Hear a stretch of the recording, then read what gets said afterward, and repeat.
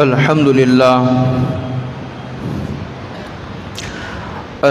لله نحمده ونستعينه ونستغفره ونؤمن به ونتوكل عليه ونعوذ بالله من شرور أنفسنا ومن سيئات أعمالنا من يهده الله فلا مضل له ومن يضلله فلا هادي له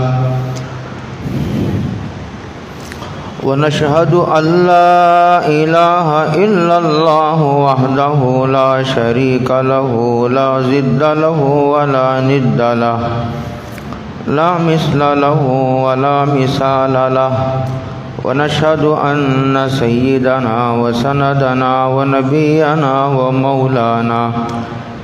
ومولانا محمدا عبده ورسوله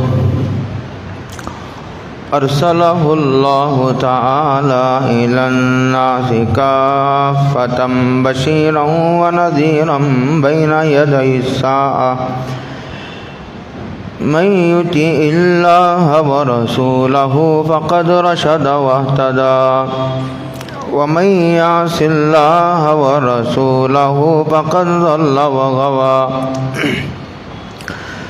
أعوذ بالله من الشيطان الرجيم بسم الله الرحمن الرحيم قد كان لكم آية في فئتين التقتا فئة تقاتل في سبيل الله وأخرى كافرة يرونهم مثليهم رأي العين والله يؤيد بنصره من يشاء إن في ذلك لعبرة لأولي الأبصار صدق الله مولانا العظيم. قابل قدر بزرگوں، دوستوں، بھائیوں، السلام علیکم ورحمۃ اللہ وبرکاتہ۔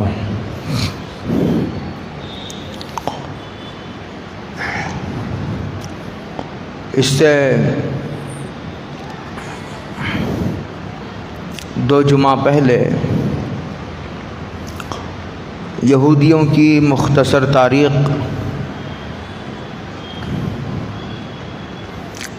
ابھی قرآن و حدیث کی وہ باتیں جو ان یہودیوں سے متعلق ہیں، جس میں کوئی اختلاف بھی نہیں ہے، وہ آپ حضرات کے سامنے پیش کی گئی تھی۔ اور پھر ملک شام کہیے یا فلسطین کہیے یا مسجد اقصیٰ کہیے، اس کی جو فضیلتیں اور اس سے متعلق جو پیشن گوئیاں احادیث میں آئی ہیں، اور وہ واقعات جو قیامت کے قریب اس مقدس سرزمین پر رونما ہوں گے، ہم نے احادیث کے حوالے سے اسے ذکر کیا تھا۔ آج ایک دوسرا پہلو مجھے ایسا لگتا ہے کہ یہاں جو لوگ بیٹھے ہیں ان میں سے شاید کسی کو بھی یہ پہلو معلوم نہیں، اس لیے کہ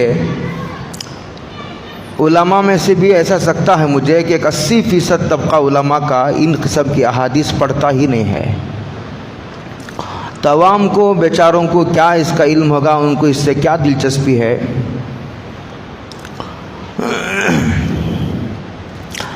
احادیث کا ایک حصہ کتاب الفتن کے نام سے ہے۔ یہ احادیث عموماً علماء عوام کے درمیان بیان بھی نہیں کرتے، اور اگر بیان کرتے ہیں تو حالات کو جوڑ کر یہ نہیں بیان کرتے کہ دیکھو ان احادیث میں ان حالات کا ذکر ہے، ان احادیث میں اس مسئلے کا حل ہے، دیکھو اس واقعے کی طرف اس حدیث میں اشارہ ہے۔ ایسا بیان کرنے کے لیے ذرا مضبوط علم کی اور بڑے گہرے وسیع مطالعے کی ضرورت پڑتی ہے، اور اپنے بڑے اساتذہ کی رہبری کی بڑی شدید ضرورت پڑتی ہے۔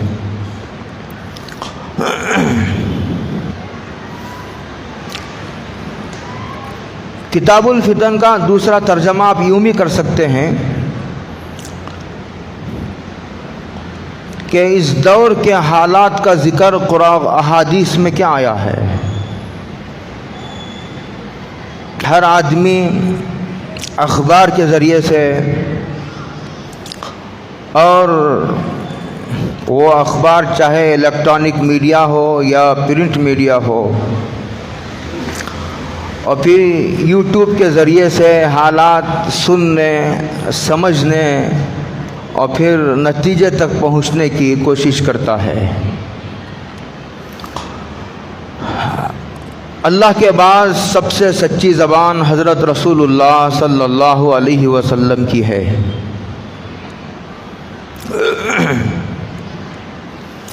حضرت رسول اللہ صلی اللہ علیہ وسلم نے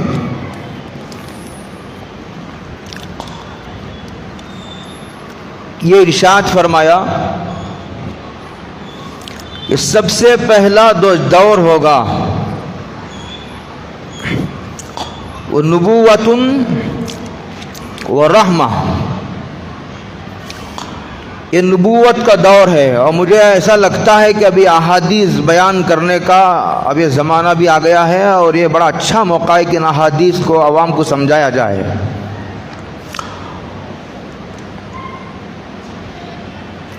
پہلا دور وہ ہے نبوت والا اور رحمت والا۔ نبوت تو آپ جانتے ہی ہیں، امام الانبیاء سرور کونین حضرت رسول اللہ صلی اللہ علیہ وسلم کی جو شخصیت ہے وہ خاتم النبیین ہے، وہ آخری نبی ہیں، ان کے بعد کوئی نبی نہیں آئے گا، لا نبی بعدی، اور جو نبوت کا دعویٰ کرے گا وہ اپنے دعوے میں جھوٹا ہوگا۔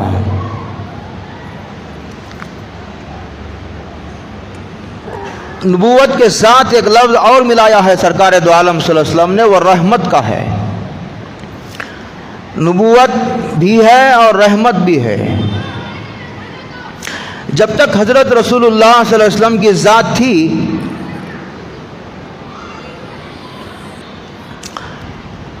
دو کام، یہ وہ کام جس کا تعلق قرآن کی تفسیر سے ہے، اس لیے کہ حضور جو ہے وہ قرآن مجید کی آیتوں کی تشریح فرماتے ہیں۔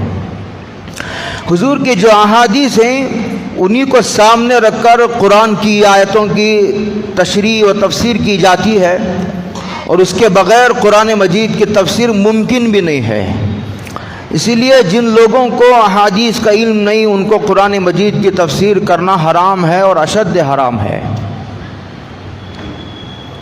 حضور ہی اصل مفسر ہیں، وہی تشریح کرنے والے ہیں۔ لِتُبَيِّنَ لِلنَّاسِ،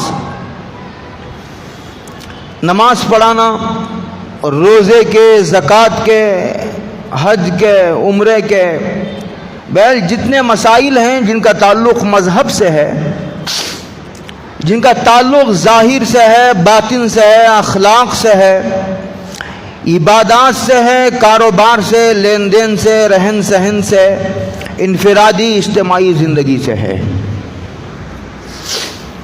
ایک اور شعبہ تھا جس کو خود نبی نبھاتا تھا، اس کو سیاست کہتے ہیں، جس کو آج دینداروں کے طبقے نے گناہ سمجھ لیا ہے۔ جب تک حضور زندہ تھے تو یہ کام حضور ہی انجام دیتے تھے، حکومتوں کے ذمہ داریاں بھی وہی نبھاتے تھے، اور جماعتوں کو وہی روانہ کرتے تھے، اور ظلم کرنے والوں کے خلاف لڑنے کے لیے سرکار ہی بھیجتے تھے۔ خود بھی کئی جگہ جنگوں میں سرکار دو عالم صلی اللہ علیہ وسلم بنفس نفیس شریک رہے۔ یہ نبوت کا دوسرا پہلو ہے۔ اب زبردستی اسے نبوت سے ختم کر دینا چاہے اور ایسا لوگوں کو سمجھانے کی کوشش کی جائے کہ یہ گناہ ہے، یہ کیا جنگ کی باتیں، یہ کیا جہاد کی باتیں، یہ کیا لڑنے مرنے کی باتیں، یا کیا خون و قتل و غارت گیری کی باتیں، یہ گمراہ فرقوں کا طریقہ ہے اور مزاج ہے۔ آپ کو معلوم نہیں ہے، آپ شاید پڑھتے نہیں ہیں میرے خیال کو۔ تاریخ کا طالب علم ہونے کی حیثیت سے آپ کو بہت پیچھے جانے کی ضرورت نہیں ہے. ہندوستان میں سب سے پہلے انگریزوں نے قادیانیوں کے ذریعے یہ کتاب لکھوائی کہ جہاد کے خلاف ہندوستان میں انگریزوں نے قادیانیوں کے ذریعے سے کتاب لکھوائی تھی. اور ایک شخص ہے جس کا نام عبدالحق ہے جو بنارس کا رہنے والا ہے، اس نے بھی جو ہے اس قسم کی باتیں کی. بہرحال ہر زمانے میں گمراہ لوگوں کا یہی طریقہ رہا ہے، جبکہ جہاد یہ انبیاء کا طریقہ ہے. قرآن مجید کی بے شمار آیت ہے، کوئی آدمی نہ پڑھے یا آنکھیں بند کر کے گزر جائے تو اس کا کیا علاج ہے؟ تو یہ دور ہے نبوت و رحمت. نبوت جب کام بڑھ جاتا ہے اور استعداد گھٹ جاتی ہے، بہت غور سے سنیے میری ان باتوں کو، جب کام بڑھ جاتا ہے اور استعداد گھٹ جاتی ہے، صلاحیتیں گھٹ جاتی ہیں، تو کام کو مجبوراً تقسیم کرنا پڑتا ہے کہ ایک شعبے کو یہ آدمی نبھائے گا، یہ شعبے کو یہ ایک جماعت نبھائے گی. اس طرح بعد میں کاموں کی تقسیم ہو گئی. تو پہلا دور حضور نے ارشاد فرمایا نبوت و رحمہ، ایک نبوت و رحمت والا دور ہے. دوسرا دور حضور نے فرمایا خلافت و رحمت، خلافت ہے. حضور کی جب وفات ہوئی اس کے بعد صدیق اکبر خلیفہ بنے، اس کے بعد فاروق اعظم خلیفہ بنے، اس کے بعد عثمان غنی، حضرت علی ابن ابی طالب، پھر اس کے بعد چند دن حضرت حسن. یہاں آ کر کے خلافت کا دور ختم ہوتا ہے. حضور نے فرمایا تھا کہ میرے بعد خلافت تقریباً 30 سال رہے گی. تو یہ 30 سال حضرت حسن پر جا کر ختم ہوتے ہیں. تو حضور نے فرمایا پہلا دور فرمایا نبوت و رحمہ، کہ نبوت کے زمانے میں ایک ایسی حکومت ہوگی جو لوگوں پر رحم کرنے والی، کرم کرنے والی، لوگوں کی ہمدرد، لوگوں کی خیر خواہ اور لوگوں کو راحت پہنچانے والی، اور پھر ساری دنیا میں امن و امان کی سب سے بڑی علمبردار یہ رحمت ہے. اس کے بعد خلافت آئے گی، نبوت ختم ہو جائے گی. تو خلافت و رحمت یہ دوسرا دور ہے. بہت ترتیب سے سنیں گے تو سمجھ میں آئے گا.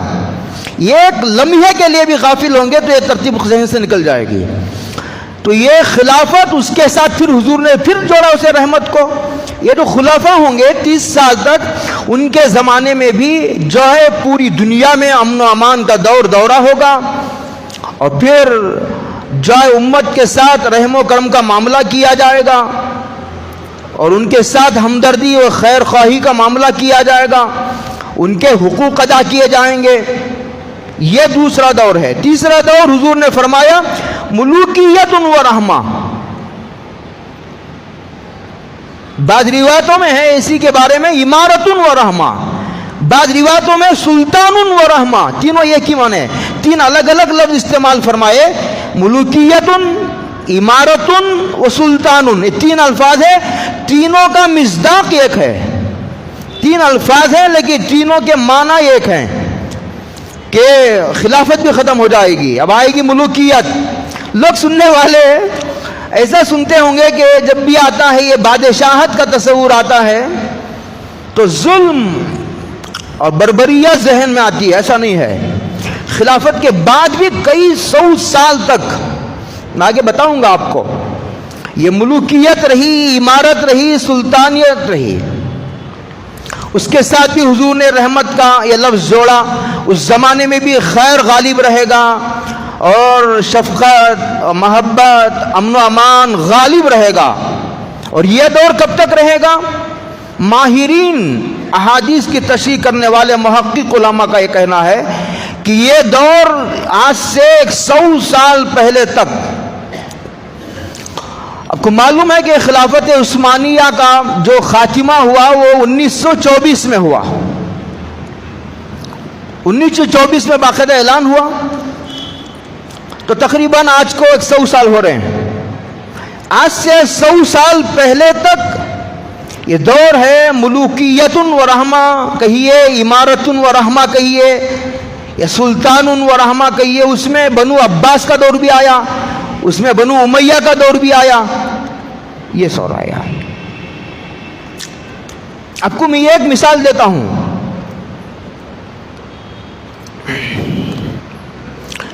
پوری تاریخ ہزاروں صفحات پر بھری پڑی ہے کہ اس زمانے میں یہ رحم و کرم کا کیسا امن و امان کا دورہ تھا. یہ دور ہے خلیفہ معتصم باللہ کا. یہ بغداد کا بادشاہ ہے خلیفہ.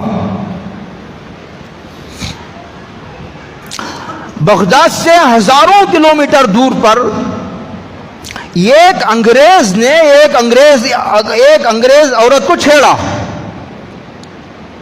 ایک انگریز نے اپنی ہی نسل کی ایک عورت پر ہاتھ بڑھایا. ابھی کچھ کیا نہیں اس کے ساتھ، زنا نہیں ہوا، بدکاری نہیں ہوئی، ہاتھ بڑھایا تو اس نے نعرہ لگایا عورت نے. اور نعرہ یہ تھا جو کتابوں میں لکھا ہوا ہے، واہ معتصمہ، واہ معتصمہ، اے معتصم کیا کر رہا ہے. فریاد کی اس عورت نے. تو اس علاقے کا گورنر تھا، اس نے تیز رفتار گھوڑے سے، اب انٹرنیٹ کا زمانہ ہے، یہ فیس بک کا، واٹس ایپ کا، ٹیلی گرام کا زمانہ ہے، وہ گھوڑ سواروں کا زمانہ تھا.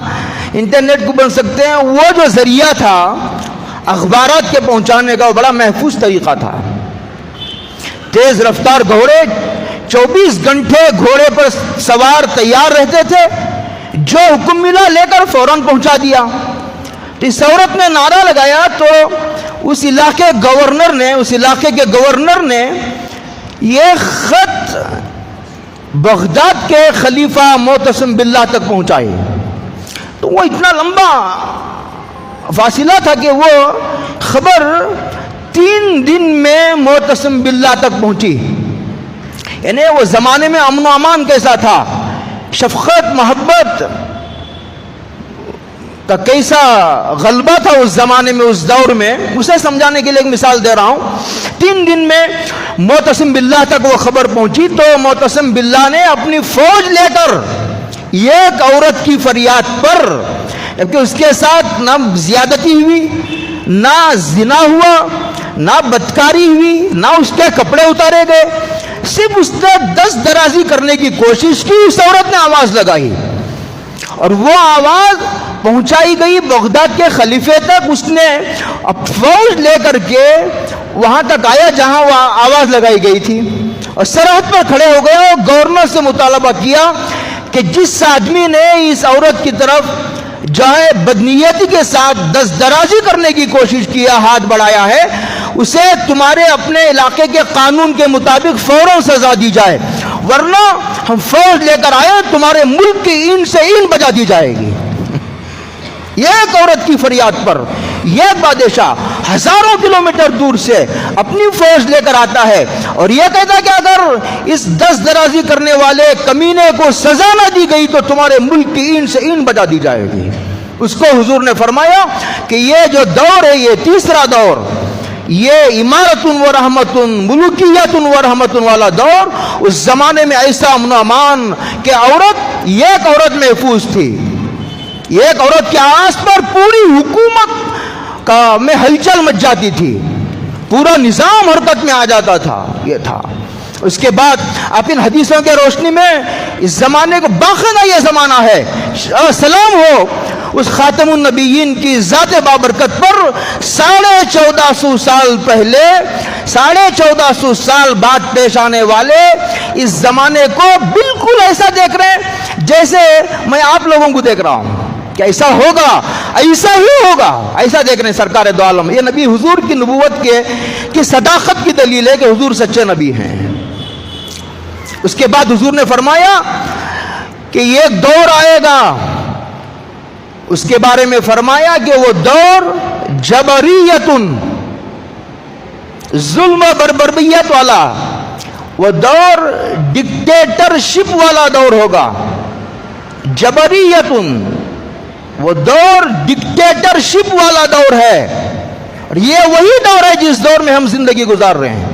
کیا آپ ایمان لائیے یا ایمان نہ لائیے، میری حضور کی حدیثوں پر آپ یقین کیجئے یا آپ اپنے ایمان کی خیر منائیے۔ یاد رکھیے ایک بات اور عرض کرتا ہوں، قبر میں جو سوال و جواب ہوگا، قبر میں جو امتحان ہوگا، وہ امتحان اعمال کا نہیں ہوگا۔ یاد رکھیے میری بات، قبر میں جو امتحان ہوگا وہ اعمال کا نہیں، وہ ایمان کا امتحان ہوگا۔ من ربک ما دینک، یہ کون ہے؟ محمد صلی اللہ علیہ وسلم۔ اگر اس ایمان کے امتحان میں کامیاب ہوں گے تو پھر اعمال کا امتحان ہوگا، وہ تو محشر میں ہوگا۔ وہ ترازو جو رکھی جائے گا تو عمل تولنے کے لیے رکھی جائے گی۔ قبر میں جو امتحان ہوگا وہ ایمان کا امتحان ہوگا۔ تو حضور نے فرمایا ایک دور آئے گا، یہ چوتھا دور ہے، یہ جبریت، استبداد کا، ظلم و بربریت کا، زبردستی حکومت پر قبضہ کرنے کا۔ آپ چھوٹے لوگوں سے لے کر بڑی حکومتوں تک آپ چلے جائیے، سب جگہ کوئی یہ مسلمانوں کی کہ نیک لوگوں کی منتخب کردہ حکومت نہیں۔ یہ وہی دور ہے جس کے بارے میں حضور اشارہ فرما رہے ہیں۔ اب یوٹیوب کے ذریعے سے ان حالات کو سمجھنے کی کوشش نہ کیجئے، یہ سب سے بڑا جھوٹا ہے اس زمانے کا، بقول سجاد صاحب کے، یہ کذاب ہے، یہ دجال ہے، دنیا کا سب سے بڑا جھوٹا ہے الیکٹرانک و پرنٹ میڈیا۔ یہ وہی دور ہے، یہ ناجائز حکمرانوں کا دور ہے۔ اس کے بعد چند حدیث آپ سنیے، آپ کو اندازہ ہوگا اور سرکار دو عالم صلی اللہ علیہ وسلم کی نبوت پر اور یقین بڑھتا چلا جائے گا۔ حضرت رسول اللہ صلی اللہ علیہ وسلم نے ارشاد فرمایا یہ حدیثیں سنانے کے بعد کہ ویحا امہ، کیا ہوگا اس امت کا، میری اس امت کا، من الملوک الجبابرہ، کہ ظالم اور ناجائز حکمراں ان پر حکومت کریں گے۔ کیف یقتلون، اور کیسے قتل و غارت گری کا بازار گرم ہوگا۔ کیف یقتلون الا اظہر طاعتہ، یہ حدیث کے الفاظ ہیں، مگر جو ان کے سامنے سر جھکا دے اور اپنے کسی دنیاوی فائدے اور مفاد کی خاطر حق بولنے سے رک جائے اور ان کی غلامی تسلیم کر لے۔ آپ کو کیا نہیں لگتا کہ حضور اسی دور کے بارے میں کہہ رہے ہیں؟ کیا اب بھی شک ہے آپ کو اسلامی حکومتوں کے بارے میں؟ کیا اب بھی آپ شبے میں مبتلا ہیں؟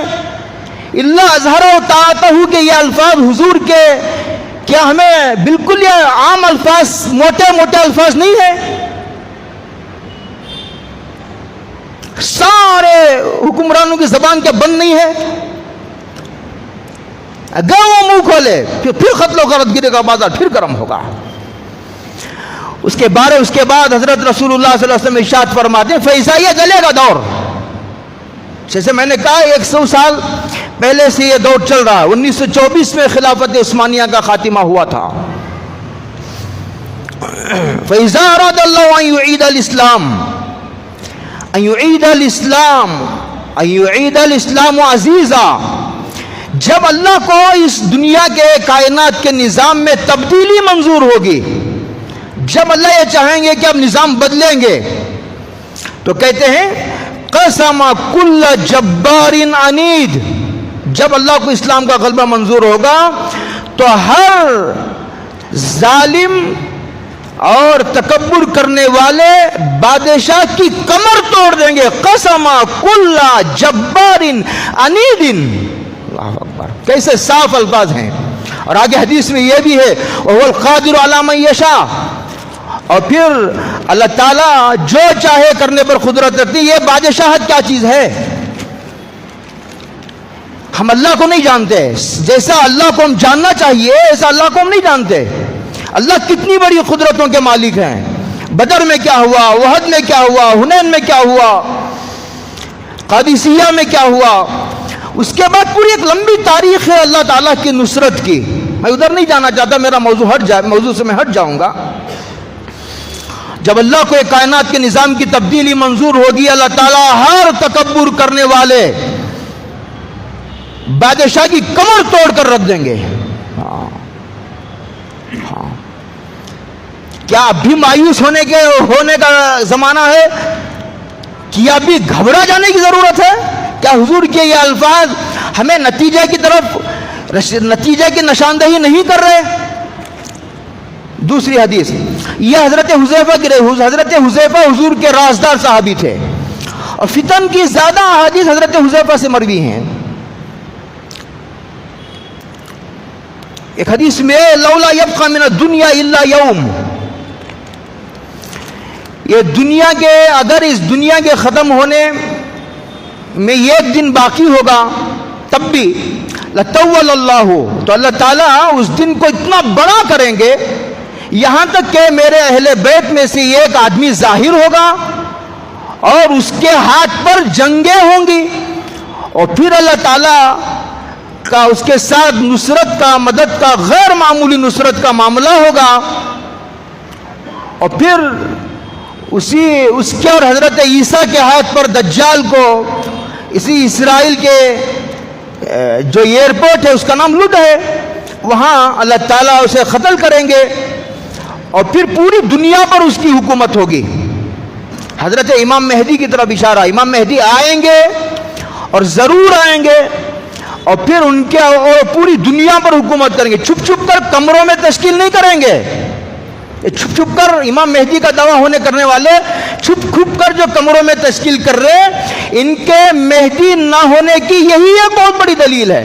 میں عموماً عوام کو سمجھانے کے لیے کہتا ہوں کہ امام مہدی کے سمجھنے کے لیے، عوام کے سمجھنے کے لیے، اس سے پہلے رمضان میں میرا تفصیلی بیان ہوا اس پر میرا باقاعدہ مقالہ ہے، اور امام مہدی کے تعلق سے میرے پاس عربی میں ابن حجر مکی کا ایک رسالہ ہے جس میں تقریباً 250 علامتیں امام مہدی کی، 250 علامتیں۔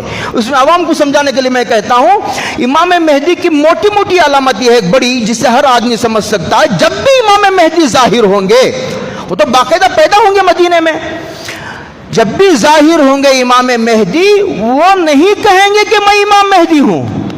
اس وقت کے علماء، مشائخ، ارباب نظر، صاحب بصیرت علماء کہیں گے کہ آپ ہی امام مہدی ہیں۔ احادیث میں جو علامتیں ذکر کی گئی وہ آپ ہی پر فٹ ہوتی ہیں۔ اس وقت کے اہل بصیرت حضرات کہیں گے جو بھی امام مہدی ہونے کا دعویٰ کرے گا اس کے مہدی نہ ہونے کی وہی دلیل ہوگی، اس لیے کہ امام مہدی دعویٰ نہیں کریں گے۔ دوسرا، جب بھی امام مہدی ظاہر ہوں گے وہ پوری دنیا پر حکومت کریں گے، کمرے میں چھپ چھپ کر تشکیل نہیں کریں گے۔ تو یہ ایک آدمی پیدا کو اس کے ہاتھ پر جنگیں ہوں گی۔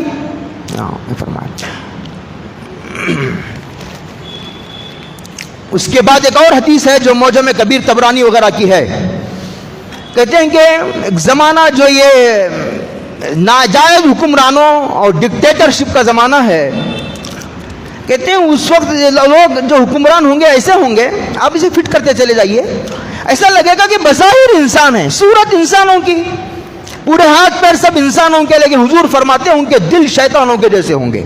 وہ قلوبہم قلوب الشیاطین، آپ کو نہیں لگتا کہ حضور آج کے بارے میں تبصرہ کر رہے ہیں؟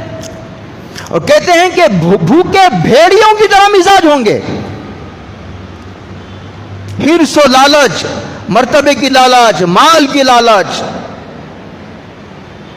ان کو خون ریزی ان کے لیے آسان ہو جائے گی، خون پانی کی طرح بہائیں گے۔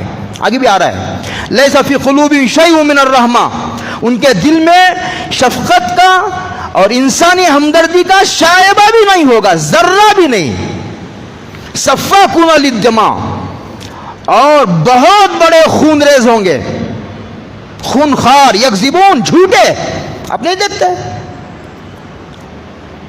ظالموں سے ہاتھ، حضور نے فرمایا اس زمانے میں ظالموں سے ہاتھ بڑھا کر عزت حاصل کرنے والا ذلیل ہوگا، حکمرانوں کے پاس جو مال ہے وہ حاصل کرنے کی لالچ میں ان سے ہاتھ بڑھائے گا تو ہمیشہ فقیر بنا دے گا اللہ۔ اس زمانے میں جو حلیم ہوگا، بردبار، لوگ اسے گمراہ سمجھیں گے، اور جو لوگوں کو نصیحت کرے گا اس پر الزامات لگا دیے جائیں گے، نہیں ہو رہا ہے؟ لوگوں کو، عوام کو حالات سے آگاہ باخبر کرنے والے علماء ربانیین پر تہمت الزامات لگا کر جیلوں میں نہیں ٹھونسا جا رہا ہے؟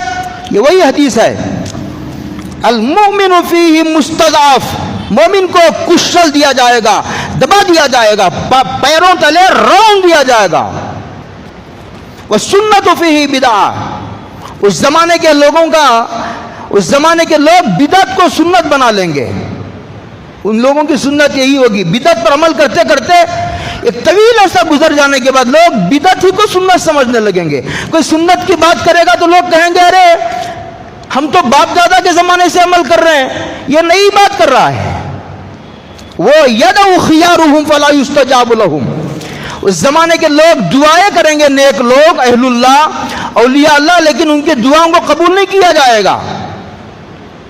حضور نے فرمایا یہ جب یہ دور ہوگا فَعَلَيْكُمْ بِالْغَزْوِ، ایک حدیث میں فَعَلَيْكُمْ بِالْجِہَاد. جہاد کے لفظ کو ایک حدیث سے، قرآن سے کاٹ کر پھینک دینے کے بجائے جہاد کے مفہوم کو سمجھانے کی ضرورت ہے. جہاد یہ آتنکواد نہیں ہے، یہ دہشت گردی نہیں ہے. دہشت گردی کو ختم کرنے کی کوشش یہ جہاد ہے. ظلم کے خلاف، ظلم کے خلاف کھڑے ہو جانے کا نام یہ جہاد ہے. ہر علاقے کا جہاد الگ ہو سکتا ہے. جہاد کے لفظ کو قرآن سے اٹھا کر پھینک دینے کی ناپاک کوشش نہ کرو، اسے دبا دینے کی فکر میں نہ رہو. اس کے مفہوم کو سمجھانے کا یہ زمانہ آ گیا ہے. حکمت کے نام پر 100 سال سے امت کو بزدل بنایا جا رہا ہے. ان کے ذہنوں سے جہاد کا مفہوم ختم ہو گیا. جبکہ حضور نے فرمایا تھا انصر اخاک ظالما و مظلوما، تم مدد کرو اپنے بھائی کی، ظالم ہو تب مدد کرو، مظلوم ہو تب مدد کرو. حضور نے فرمایا، حضور مظلوم کی مدد کرنا تو سمجھ میں آتا ہے، ظالم کی مدد کیسے؟ حضور نے فرمایا ظالم کو ظلم سے روک دو، ظلم کے خلاف نعرہ بلند کرو، ظلم کے خلاف آوازیں بلند کرو. حضور نے یہ فرمایا تھا. عجیب بات ہے، حیرت کی بات ہے، جو لوگ حکمت کی بات کرتے ہیں، کیا انہوں نے امام اعظم ابو حنیفہ کی تعریف نہیں پڑھی؟ امام حنیفہ کو جیل میں ڈال دیا گیا تھا، بس سر پر کوڑے لگائے گئے. زنا کرنے والے، شراب پینے والے، تہمت لگانے والے پر بھی، قتل کرنے والے کے سر پر بھی کوڑے نہیں مارے جا سکتے. امام اعظم ابو حنیفہ کے سر پر کوڑے مارے گئے. دماغ زخمی ہوا، جیل میں مرنے کا خطرہ ہوا کہ عوام میں بغاوت پھیلے گی، تو جیل سے باہر نکالا گیا. نکلتے ہی انتقال ہو گیا امام اعظم کا. امام شافعی کو سزائے موت سنائی گئی، بغداد میں لایا گیا. یمن سے گرفتار کر کے بغداد لایا گیا امام شافعی کو، اور جلاد کو بلا لیا گیا کہ امام شافعی کی گردن اڑا دی جائے گی. لیکن امام محمد جو ان کے استاد ہیں، انہوں نے آ کر سفارش کی، اور پھر گیرک جو ہے وہ دن دناتے ہوئے خلیفے کے دربار میں پہنچے ہوئے کہا ارے جانتے ہو یہ محمد ابن ادریس الشافعی ہے، جانتے ہو یہ امام شافعی ہے، یہ اللہ کا محبوب ترین بندہ ہے، اتنا نیک بندہ ہے کہ اس کی برکت سے اللہ اس وقت پوری دنیا کی مخلوق کو روزی دے رہے ہیں. کیا تم آسمان سے عذاب اتروانا چاہتے ہو؟ تب امام شافعی کی سزا ٹلی. اور احادیث کے پڑھنے سے یہ معلوم ہوتا ہے جب یہ تبدیلی کا دور شروع ہوگا تو اس کا آغاز فلسطین سے ہوگا، جس کو حضور نے ملک شام، 3 الفاظ حدیث میں آئے، ملک شام، اسقلان، ملک شام، 3 الفاظ حدیث میں آئے ہیں. ایک شام، غزہ، اسقلان، 3 حدیث میں الفاظ آئے ہیں. اس سے بھی زیادہ کھلی ہوئی رہبری حضور کیا فرما سکتے ہیں؟ جیسے کہ میں نے کہا یہ یقین کرنے کی بات ہے، یہ یقین کرنے کی بات ہے. ان حدیث کے روشنی میں آپ اچھا بات اور سنیے. آپ کو یہ شبہ ہوگا ارے قوم سمود کو اللہ تعالیٰ نے آسمان سے عذاب بھیج دیا، قوم عاد پر اللہ نے آسمان سے عذاب بھیج دیا، اسرائیل کو بھی ایک جھٹکے میں کیوں نہیں تباہ کر دیتا؟ تو اس کا جواب قرآن کریم نے دیا یعذبہم اللہ بایدیکم، لیکن اس امت کے ساتھ اللہ کا دوسرا معاملہ ہے. اللہ آسمان سے عذاب نہیں نازل کریں گے، اللہ اس امت کے نیک لوگوں کے ہاتھوں سے ظالموں کو سزا دلائیں گے. یعذبہم اللہ بایدیکم. آپ سمجھتے ہیں کہ قرآن میں ان حالات کا ذکر نہیں ہے؟ بالکل ایسا جیسے 1400 سال پہلے حضور دیکھ رہے ہوں آج کا دن. یعذبہم اللہ بایدیکم. دو حدیث اور سن لیجئے، بات ختم ہو جائے گی میری، پھر آئندہ جمعہ ہو سکتا ہے کہ اس کو کان تک کریں.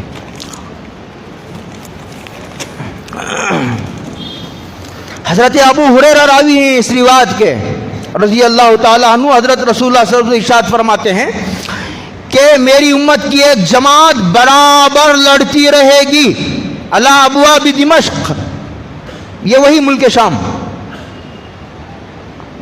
دمشق، لبنان، اردن، اسرائیل، یہ ملک شام، فلسطین، غزہ، سب ملک شام تھا۔ یہ میری امت جہاد کرتی رہے گی دمشق کے دروازوں پر اور اس کے اطراف پر، بیت المقدس کے دروازوں پر، اس کے اطراف پر۔ سن لیجئے، کان کھول کر سنو، یوٹیوب کو سننے والوں مسلمانوں، لا یضرہم خذلان من خذلہم، جو ان کو تنہا چھوڑے گا میدان جہاد میں ان کا بال بھی بیکا نہیں کر سکے گا۔ سلام ہو حضور کی نبوت پر، سلام ہو حضور کی نبوت پر۔ عرب ممالک کو کیسا للکارا ہے حضور نے، ان نہتے لڑنے والے فلسطین مسلمانوں کو جو تنہا چھوڑے گا ان کو کوئی نقصان نہیں پہنچا سکے گا۔ ظاہرین علی الحق، حق پر جمے رہیں گے۔ اور سنیے، لوگ یہ تبصرے کر رہے ہیں مٹ جائیں گے، ختم ہو جائیں گے، حضور نے حدیث میں اشارہ دیا اِلَىٰ تَقُومَ السَّاعَةُ، اور یہ جماعت قیامت کی صبح تک باقی رہے گی۔ صلی اللہ علیہ وسلم۔ کیسے اشارے موجود ہیں، واضح اشارے، عربی سمجھنے والا چاہیے۔ حضرت ابو امامہ رضی اللہ تعالیٰ عنہ حضور سے نقل کرتے ہیں، لا تزال طائفۃ من امتی، یہ جماعت میری امت کی دین پر غالب رہے گی، جمی رہے گی۔ وعلی عدوہم قاہرین، سنو حدیث کے الفاظ ہیں، اور وہ کہتے ہیں کہ میری امت کی ایک جماعت دین پر جمی رہے گی، ثابت قدم رہے گی، اور وعلی عدوہم قاہرین، یہ حدیث ہے، اور اپنے دشمنوں کے مقابلے میں غالب رہے گی۔ ہاں، بہت غور سے سنیے میرے ان الفاظ کو، لا یضرہم من خالفہم، ان کی مخالفت کرنے والا، مدد نہ کرنے والا، تنہا چھوڑنے والا اور مجرمانہ خاموشی اختیار کرنے والے ممالک، ان کا کچھ نہیں بگاڑ سکیں گے۔ ہاں، لڑنے والوں کو نقصان ہوگا، 10,000 مریں گے، 20,000 مریں گے، فلسطین میں 50,000 شہادت کا جام نوش فرمائیں گے، وہ بھی ایک کامیابی ہے۔ لیکن حضور سنیے، غور سے سنیے میری بات، حتی یاتیہم امر اللہ، لڑیں گے، لڑتے رہیں گے، ظلم ہوتا رہے گا فلسطین میں، ملک شام میں، یہاں تک کہ اسی جنگ کے دوران اللہ کی مدد آئے گی۔ یہ حدیث کے الفاظ ہیں، حتی یاتیہم امر اللہ وہم کذالک، لڑنے کے دوران ہی آئے گی، یہ ظلم و شتدد کے دور میں ہے۔ سلام ہو صحابہ کے سوالات پر، الہامی سوالات تھے، انہوں نے سوالات کے حضور جس جماعت کا تذکرہ کر رہے ہیں یہ جماعت کہاں ہوگی؟ وَأَيْنَ حضور نے فرمایا فی بیت المقدس وَأَكْنَافِ بیت المقدس، بیت المقدس اور بیت المقدس کے اطراف و جماعت ہوگی جن کے ساتھ اللہ کا معاملہ ہوگا۔ اللہ اکبر صلی اللہ علیہ وسلم۔ اور حدیث زید بن ثابت کی رضی اللہ تعالی عنہ، وہ کہتے ہیں کہ ہم حضور کے پاس بیٹھے ہوئے تو حضور نے فرمایا طوبیٰ للشام، تو آپ سمجھ رہے ہیں کہ حضور کے مجلس میں صرف نماز کا تذکرہ آتا تھا صبح سے شام تک۔ طوبیٰ للشام، طوبیٰ للشام 3 بار فرمایا، خوشخبری ہو شام والوں کے لیے۔ صحابہ حضرت زید بن ثابت نے پوچھا ما بال الشام، حضور شام والوں کا کیا حال ہے، کیا آپ شام والوں کو خوشخبری دے رہے ہیں؟ تو انہوں نے فرمایا الملائکہ باسطوا اجنحتہم علی الشام، ملائکہ ملک شام پر اپنے پر بچھائے ہوئے ہوں گے۔ ابھی 3 دن پہلے کا واقعہ ہے، میں نے قرآن کریم کی آیت پڑھی تھی، تشریح کرنے کا موقع بھی نہیں ہے اور نہ اس وقت وہ تفصیل کی فرصت ہے، یہ جمعہ کا بیان ہے، اس کے لیے مستقل مجلس قائم ہونی چاہیے کہ لوگ مطالعہ کر کے آئے، سمجھنے کی نیت سے آئے، دعائیں کر کے آئے، رات میں آئے، عبادت کر کے، روزے رکھ کر کے اس مضمون کو سمجھنے کی ضرورت ہے۔ تو کہتے ہیں کہ 4 افراد نے، یہودی گھسنے جا رہے تھے، 4 افراد ان کے مقابلے لے گئے، 1200 یہودی تھے، بھی 3 دن پہلے کا واقعہ ہے۔ تو ان 4 لوگوں نے ان پر حملہ کیا، وہ بھاگ گئے, مال غنیمت لے کر کے آئے, اس میں ٹینک وہ پتہ نہیں کیا کیا بہت سارا مال غنیمت ملا, وہ بھاگ گئے. جو ان کا جو ذمہ دار تھا یہودیوں کا, کہا وہ تو 4 ہی افراد تھے, تم 1200, تمہارے پاس ہتھیار, ان کے پاس ایسے ہتھیار بھی نہیں, کیوں ڈر کر بھاگ کر آئے؟ تو انہوں نے کہا دیکھتے نہیں ہو کتنے ہزار لوگ ہیں, اور ایسے ایسے ہتھیار ہم نے دیکھے ہیں, ایسے ہتھیار ہم نے آج تک نہیں دیکھے. صلی اللہ علیہ, ہم نے اپنے خدا کو نہیں پہچانا اور نہ ہمیں حدیث پر یقین ہے. اور یوٹیوبر کے جھوٹے, دنیا کا سب سے کذاب دجال ترین جو میڈیا ہے, یوٹیوبر ہے, اس کو سامنے رکھ کر قرآن و حدیث کو سمجھنے کی کوشش نہ کرو. یہ جو غزہ ہے نا, یہ ملک شام کا قلب ہے. حضور نے فرمایا صلی اللہ علیہ وسلم, وہ جو یہودی تھے وہ اپنے جنرل, وہ جو اسے تھا, اس کو یقین دلا رہے ذمہ دار کو کہ ہم توریت کی, تالمود کی قسم کھانے تیار ہیں, کئی ہزار افراد تھے. صلی اللہ علیہ وسلم. حضرت ام المؤمنین حضرت میمونہ, حضور کے اہلیہ محترمہ, وہ کہتی ہیں کہ میں نے حضور سے پوچھا, حضور بیت المقدس کے بارے میں کچھ بتائیے, افتنا فی بیت المقدس. تو حضور نے فرمایا ارض المحشر والمنشر, یہ بیت المقدس جو ہے ملک شام, یہی میدان محشر بنے گا. حضور نے فرمایا. اس کے بعد فرمایا ایتو, جاؤ وہاں اور جا کر اس میں نماز پڑھو بیت المقدس میں, اس لیے کہ وہاں ایک نماز پڑھنا فإن صلاۃ کألف صلاۃ فی غیرہ, دوسری مسجدوں میں 1000 نمازیں پڑھنے کے برابر ہے. پھر حضرت میمونہ نے پوچھا ارائیت الا ما استطیع ان اتحمل فی ان اتحمل الیہ, فرمایا حضور اگر میں وہاں پہنچنے میں کامیاب نہ ہوئی تو حضور نے فرمایا وہاں جو چراغ جلتا ہے اس چراغ میں جلانے کے لیے تیل ہی بھیج دیا کرو. اشارہ سمجھو, کعبے کے بارے میں یہ حدیث نہیں ہے, مسجد نبوی کے بارے میں یہ حدیث نہیں ہے, بیت المقدس کے بارے میں یہ حدیث ہے. اس لیے کہ ایسے حالات بیت المقدس میں پیش آئیں گے, یہی عالمی مرکز ہوگا کائنات کے نظام کی تبدیلی کا. بھیج دو. اس کے بعد فرمایا فمن فعل ذلک, یعنی مالی امداد کی ضرورت ہے, ہندوستان نے بھی امداد بھیجی ہے غزہ کو. ہم شکریہ ادا کرتے ہیں دل سے, اور جو بھی اچھا کام کرے گا ہم اس کی شکریہ ادا کریں گے, ہم اس کو سراہیں گے. ہمارا اختلاف حکومت سے نہیں, ہمارا اختلاف حکومت کی بعض پالیسیوں سے, وہ بھی مشورے کے درجے میں.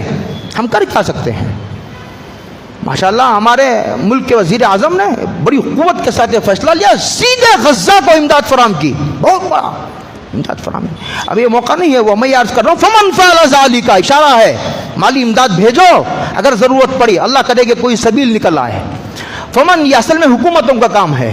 فمن فعل ذلک, اور جو آدمی کم سے کم مالی امداد ان کو پہنچائے گا تو کمن عطا, تو ایسا جیسا وہ بیت المقدس حاضر ہو گیا. یہ مختصر تاریخ ہے, بالکل ایک دوسرا, 2 جمعہ پہلے بالکل دوسرا رخ تھا یہودیوں کی تاریخ کا جو میں نے بیان کیا. آج جو حدیثوں کی روشنی میں نے بیان کیا ایک بالکل دوسرا رخ ہے.